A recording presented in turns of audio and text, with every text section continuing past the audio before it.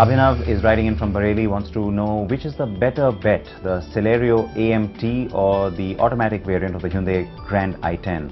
Well, the Grand i10 is the better car overall, Abhinav, and that's because it's slightly bigger, it's better engineered and better built, also drives better.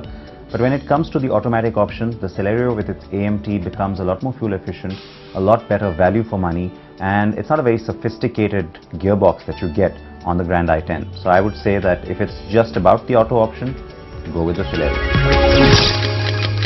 Interesting question from Nikhil from Mumbai, who's comparing the obvious rivals, the Verna from Hyundai and the City from Honda, but also wants to throw in the Maruti Suzuki Baleno into the mix.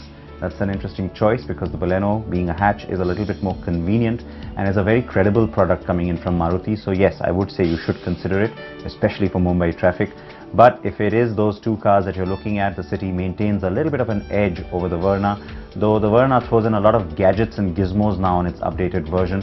So if that catches your fancy, go for that. But otherwise, I would say the City overall remains the car to beat.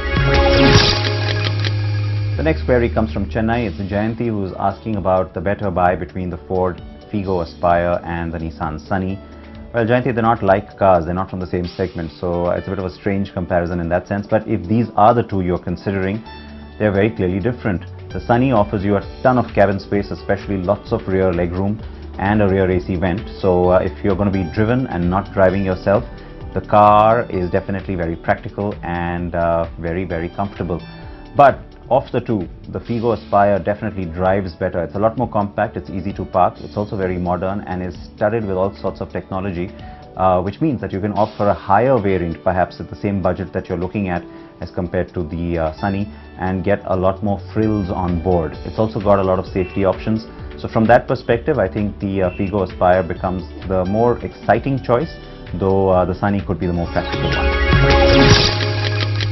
And finally, Aman from Jaipur is buying an X5 and wants to know which tires to go with for a comfortable ride. Now, Aman, you mentioned that you're going for the M Sport package, but not the X5M, which means that performance isn't really what this car is going to be tuned towards by comparison, and which means that you're not obligated to go with the M specification tires.